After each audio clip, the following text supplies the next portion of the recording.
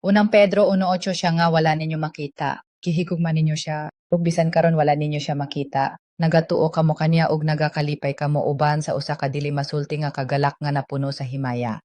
Si Pedro nagasulti niini ngadto sa mga magtotoo nga wala makakita kang Jesus personal. Gihigugma ninyo siya bisan wala ninyo siya nakita. Nadinhi ang katingalahang misteryo sa pagtuo.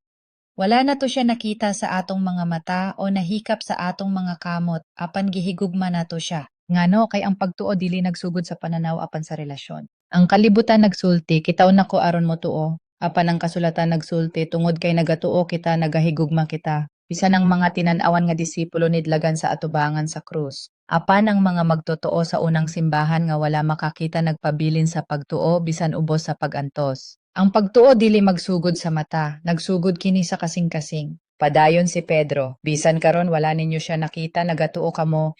Ang pulong nga nagatuo dinhi nagpakita og padayon nga aksyon. Dili kini usa ka higayon lang nga pagtuo, kun dili usab padayon nga pagsalig. Nagatuo bisan kung nagakurog ang kahimtang, nagatuo bisan hinay ang tubag sa pagampo, nagatuo bisan walay makita nga ebidensya. Higala kong mga magtotoo, basin karon dili ninyo makita ang Dios? Wala ba magpadayag ang tubag sa inyong pag-ampo? Dili ba ninyo mabati ang kamot sa Dios sa inyong kinabuhi?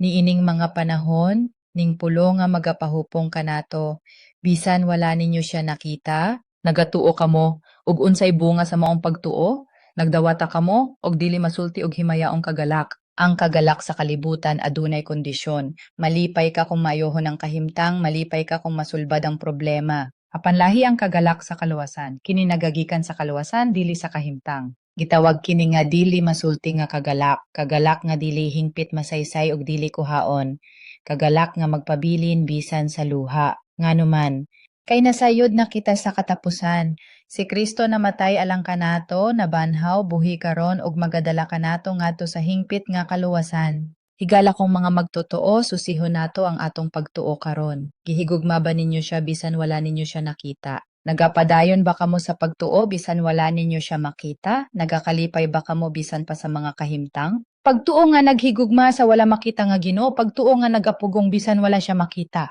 Ang kalipay sa pagangkon sa presensya sa Dios dili hingpit nga kalipay dinhi sa yuta. Tungod kay nagapuyo kita sa usa ka nadanghag nga kalibutan.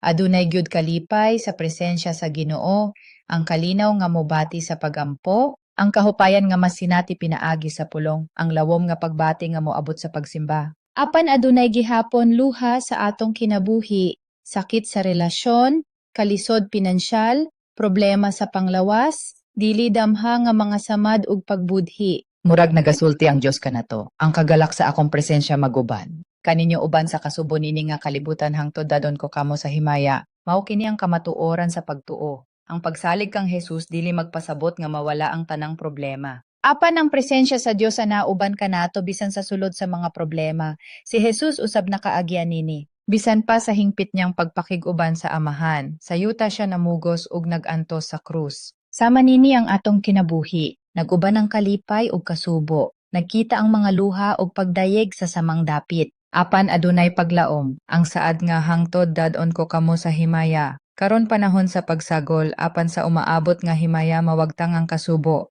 Ang revelasyon nagasulti, dili na adunay kamatayon, ni pagbinalaka, ni paghilak ni kasakit. Higala kong mga magtotoo, basing karon mas dako ang inyong gibati nga kasubo kaysa kalipay. Nagmasakit ba ang inyong kasing-kasing bisan samtang nagakahimuot sa presensya sa Dios?